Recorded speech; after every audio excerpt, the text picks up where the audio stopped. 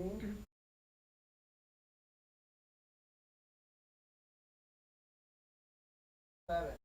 6, 5, 4, 3.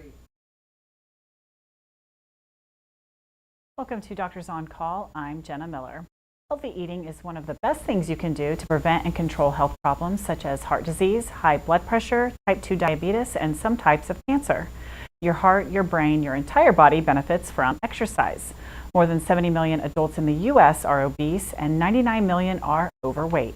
The good news is that you can take steps to lose weight, and losing even some weight can make a big difference to your health and how you feel. You may not have to lose as much as you might think in order to start seeing health benefits. Healthy eating and diet is our topic tonight on Doctors on Call with our guests, Dr. Dustin Moffitt and Jessica Moffitt.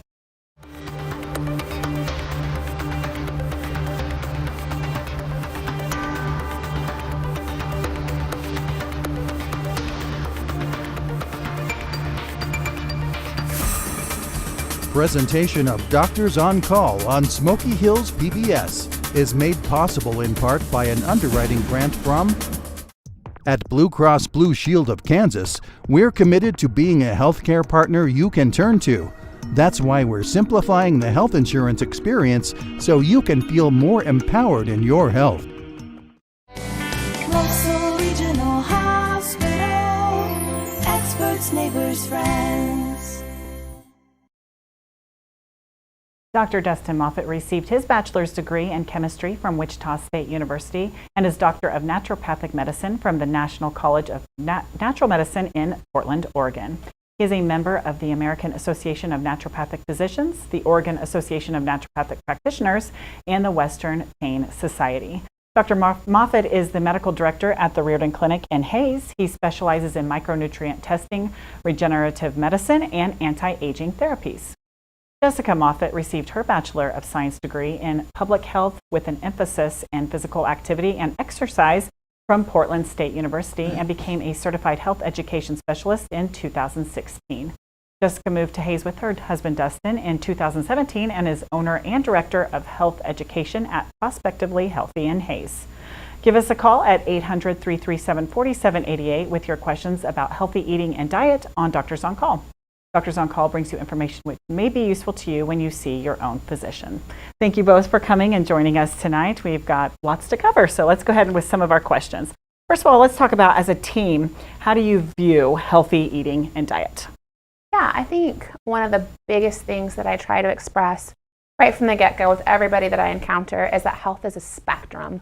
From 0 to 100, 0 being a rock that doesn't eat or sleep or breathe, 100 being a unicorn that probably doesn't exist. So, you decide where you are and where you want to be. And the process of becoming healthy and healthy eating is just making small, better choices one at a time to move yourself closer to that goal. Anything to add to that, Dustin? I evaluate each patient on a case-by-case basis and make sure that the approach that I do is going to work for them. Because most people don't want to go to that 0 to 100 real quick, so I try to meet them where they need to be. A lot of the times I do end up referring to Jess for individualized nutritional counseling, but kind of just evaluating what that patient needs.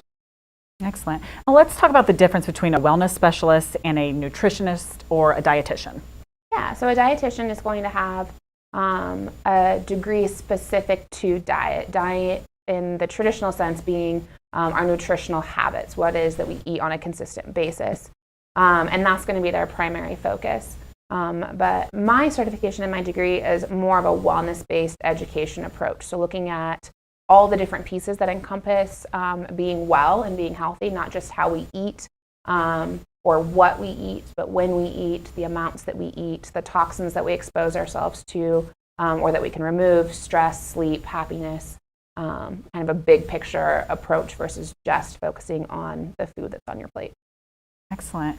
Now, how does Prospectively Healthy work with the Riordan Clinic? So a lot of what we do is we'll have referrals back and forth. If they start with Jess for nutritional consults and they're looking for a little bit more medical coverage, or maybe they've got some kind of underlying condition going on, that's where she'll refer to me. Most of the time when they're wanting to get into the nitty gritty and they start it with me as a patient to go over general health care. And I think that diet is a big foundation for almost everyone's health. But if I feel like that specific patient needs more guidance, a lot of the time it's more conducive to send them to her for, like I said, it can be anywhere from a nutritional plan, it can be going over basics of what nutrition is, which we do some of it in office, but getting down to the details is where I step in for Jeff. Sure. And what are some of the services that the Reardon Clinic offers that Prospectively Healthy might not? So we do a lot of thyroid medication management. Anybody that has been to a doctor and they just don't feel like their thyroid is perfectly well managed, that's where we step in and we take a bigger look at what else is going on. And maybe there's some nutrient deficiencies, or maybe they are not quite on the right medication for them. We'll step into bioidentical hormone replacements. We look at a lot of nutrient testing, because if somebody is deficient in something, then and it's not coming in through the diet, then we might need to look at supplementing that in. We also do a lot of food allergy testing, because if you're eating the wrong foods that you're allergic to, your body, you're going to see weight gain just in and of itself. We can also look at medication management for weight loss therapy. So a lot of that will include some stimulant or appetite suppressant medications, some growth hormones, or even peptides. Okay, very good. Now, how do you determine a patient or client's appropriate diet? Yeah, I like to base, as a health education specialist, I like to base everything on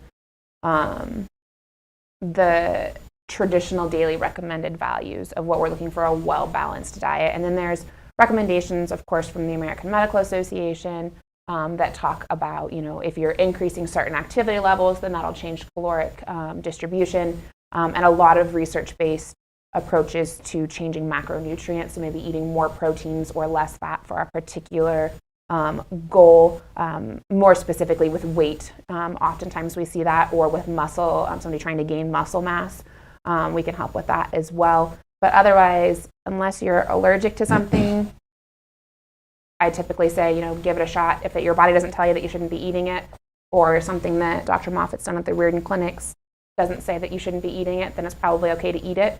And then, like you just said, if you're deficient in something, a micronutrient, that he's been able to clinically diagnose, then we can focus on making sure to add more of that. But otherwise, it's eating well-balanced, all the foods that you can that your body doesn't say not to eat.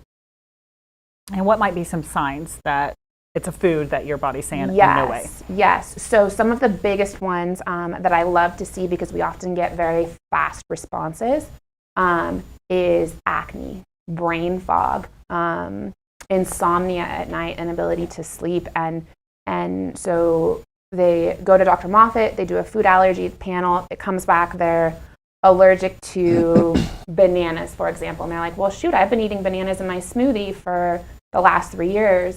And then we cut out the bananas, and then all of a sudden they reach those weight loss goals that they were looking for, or their acne clears up, or all of a sudden the brain fog isn't there that was there. And those are common ones. Gut irritation, bowel changes, gas, bloating, inflammation. Those are also really common signs of, hey, my body's just really not comfortable eating this. Okay, Dr. Moffitt, what is your approach to healthy eating? That is difficult to ask or answer for everyone, but I'll try my best. A lot of the times with healthy eating, what I say is minimize any kind of processed foods. Now, processed, anytime you touch something, it can be processed, but I mean boxed foods, things that come in bags, typically things that are in a package, you want to refrain from. Stick with more real health foods. Real health foods tend to be on the perimeters of grocery stores. So you've got your produce section, your dairy, your meat department, and then usually breads. Those are the least processed typically in a grocery store. Then you can start looking at proportions. And then with a meal plate, we'd want approximately 50% of that meal to be of some kind of a fiber source. So vegetables will fit that bill quite frequently. You want, at every single meal, you want some kind of a protein, fat, and fiber is what I focus on. Now, technically, fiber is a type of carbohydrate, but I like to to really bring emphasis on the fiber, because a lot of people just seem to be lacking. The American diet tends to have about 12 to 16 grams of fiber, where we actually are supposed to be consuming about 40 to 60 grams of fiber a day. So there's quite a deficit. Once you've kind of hit those parameters, then we move to more micronutrient assessment. So macronutrients are the protein, fat, fiber. Micronutrients are all the different trace minerals, all the vitamins, everything else that is in it. So if you're eating more like the rainbow or getting a variety of different foods, then you're going to be eating a larger array of micronutrients. What about you, Jessica? What is your approach to healthy I eating? think he Similar? nailed it. Okay. Yeah, I think, one of the biggest things that I look at is recipe replacements and finding alternatives. One thing that I always like to express at that very first session with my clients is that we're not going deprivation on anything. If you really want to have chocolate cake for your birthday, that's great. We're going to make a healthier recipe alternative for a chocolate cake for your birthday so that you can still enjoy that. And if it came off of an animal or out of the ground or off of a tree, you've got a pretty good start of it being a good food. And then, like Dr. Moffitt said, making sure that the servings that you're eating are proportionate, frequent enough throughout the day, that you're not eating too much in one sitting, and then focusing on how you're eating that as well. Are you rushing? Are you sitting down to be able to chew your food? Are you multitasking? Are you in front of the TV? Are you paying attention to hunger cues? All of that comes into play as well when we look at a wellness approach on healthy eating. And who might be a good candidate for your combined services? For me, anybody who, at the very beginning when I said health is a spectrum from 0 to 100, if you said, I think I'm at 42, but you're right, Jess, my goal is 60, I want to help you get there. If you, you want cooking, you want recipes, you've got some wonderful Thanksgiving recipes from your grandma that you want us to help make healthier, I can help you with that. If you're not sure how to peel a piece of garlic, I can help with that.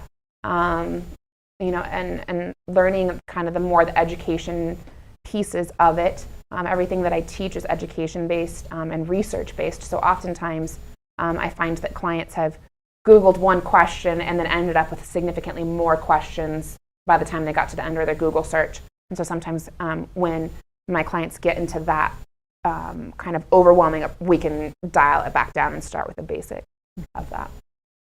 And what kind of results can a client expect through your services? It depends on what they're coming in for. So ideally, the first thing we're going to see strip away is usually that fatigue, achiness, or brain fog. But if their primary goal is weight loss, depending on which program they choose, how efficient they are at sticking to those programs, men can tend to see anywhere from 25 to 40 pounds of weight loss within the given time of the program. Women, it can be anywhere from 10 to 30 pounds. It just really depends. Every body is different.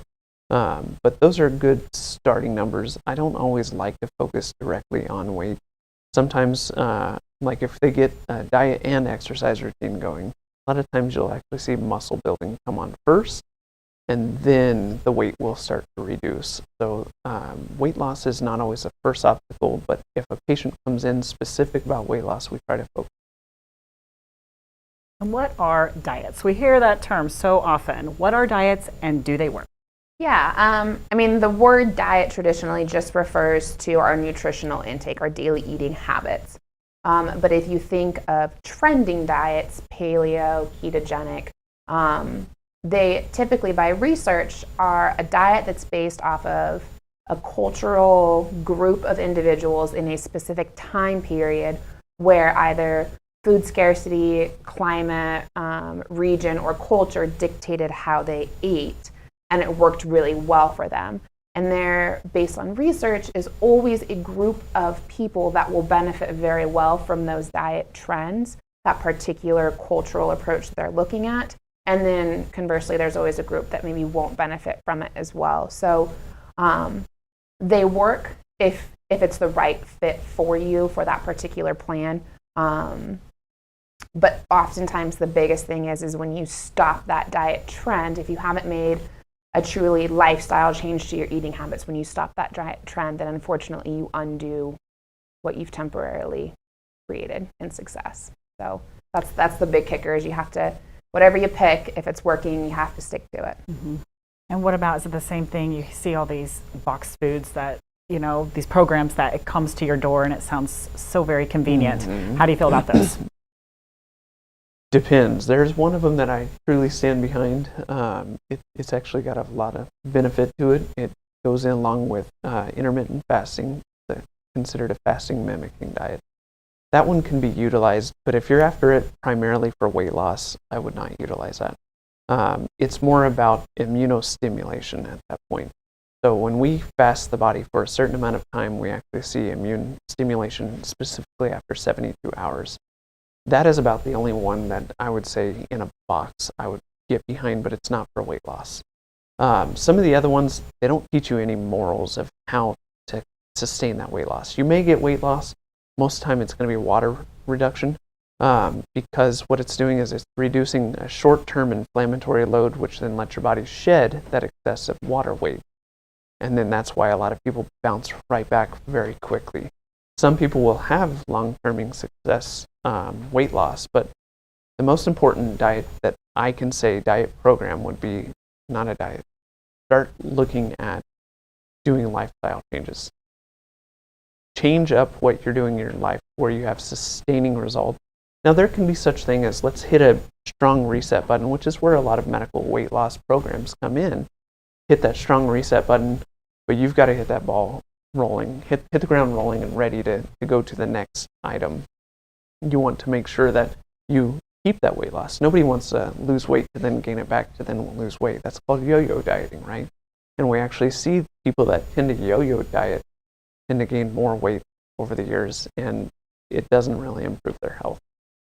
Can that be a danger to a person's health, going back and forth like that? It certainly can. So there are definite health consequences that can come from it.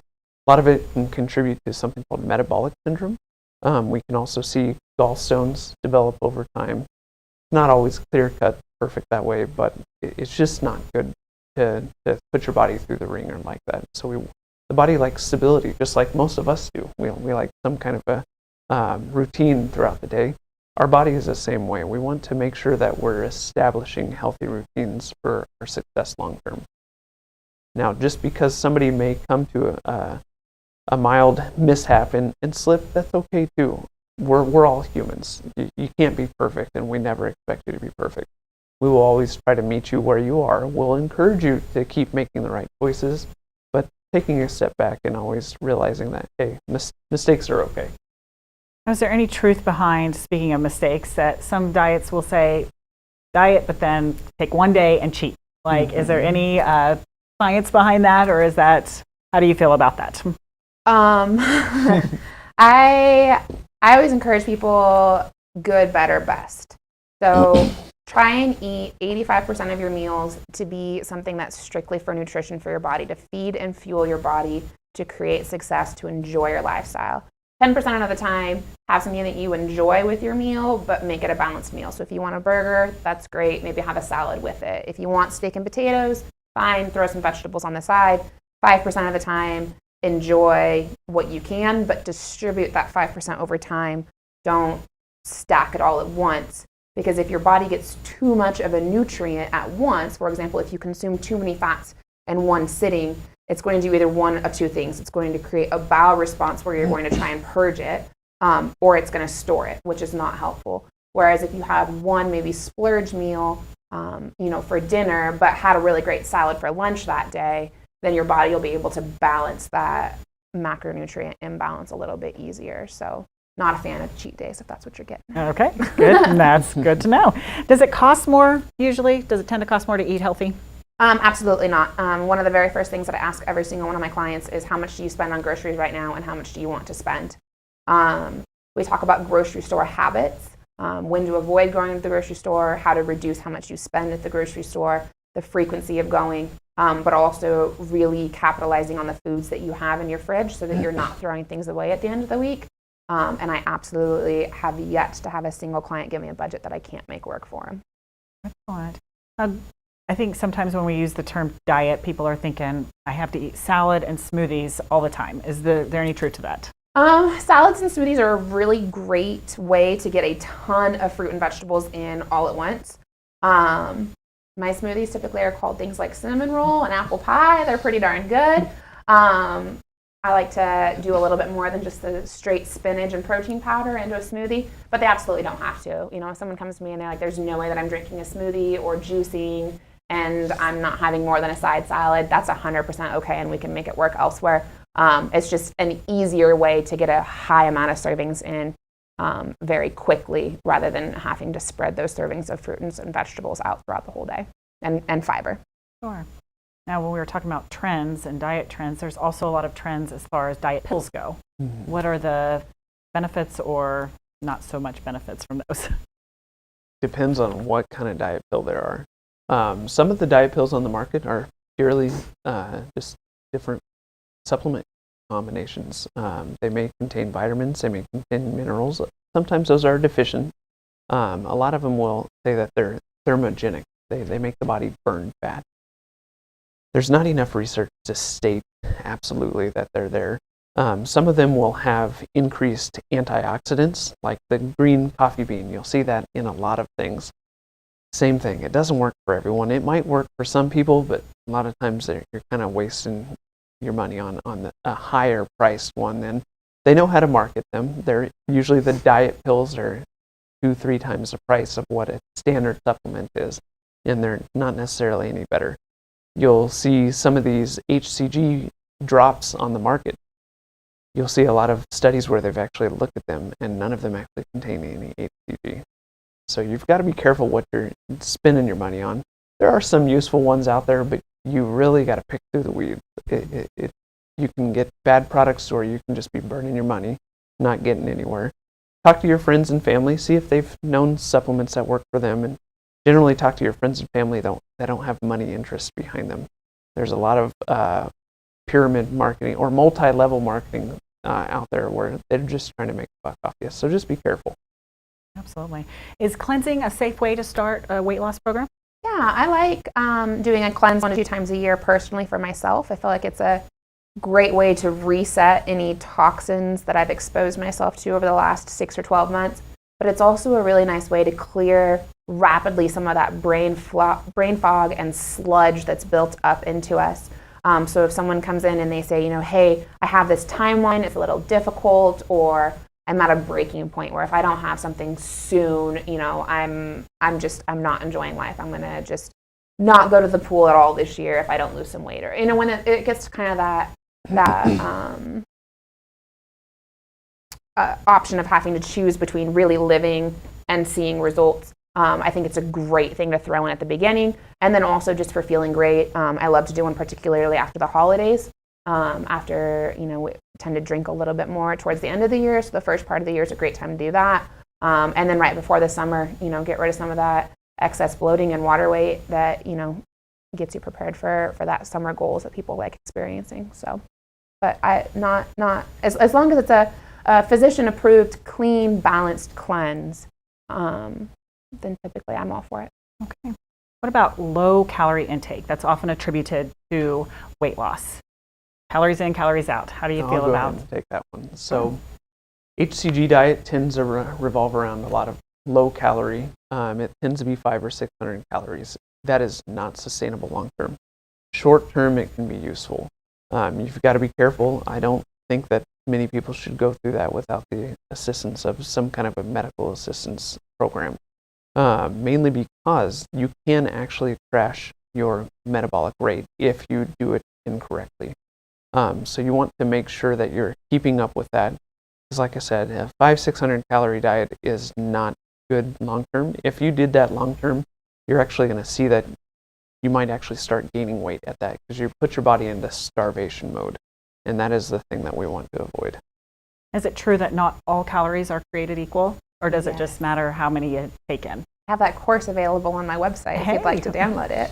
But absolutely, you know, if you look at the amount of energy that you get from a calorie, how much work your body has to produce to be able to break down 1 calorie of fat versus 1 calorie of protein, it's different, and the results that your body experiences are going to be different. So they're not all created equal. And we all know this. You know, we can go to McDonald's and we can eat a 1,200 calorie meal and not feel the same as we would if we had a 1,200 calorie salad, which would be huge. That would take some effort to get through, but yeah, they're definitely not all equal. And do clients complain ever of feeling hungry when they're on your program? No, I'm all about the snacks. Okay, very good. I try really hard to focus from a scientific approach on looking up activity levels, age, gender, calories burned to see how many calories we're eating, and really keeping at pretty close to that 2,000 calorie daily recommended value, and a little bit below that if they want to lose weight, a little bit above that if they're trying to gain weight, unless Dr. Moffitt's given us some specific recommendations of different caloric intake. But yeah, we're never hungry. We've always got all the snacks in our back pockets. So excellent. Well, thank you both so much for joining us tonight. That was Dr. Dustin Moffitt and his wife, Jess Moffitt, for being our guests today on Doctors on Call. Next week, be sure to tune in. We'll be discussing cardiology. You can email us questions for our next week's program at doctors@shptv.org. Thank you for joining us for Doctors on Call. I'm Jenna Miller.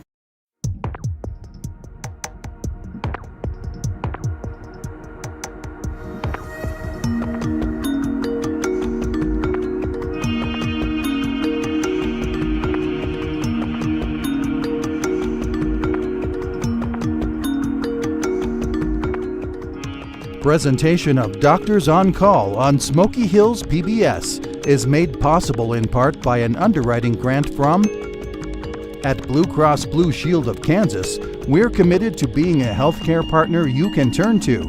That's why we're simplifying the health insurance experience so you can feel more empowered in your health. Local Regional Hospital. Experts, neighbors, friends.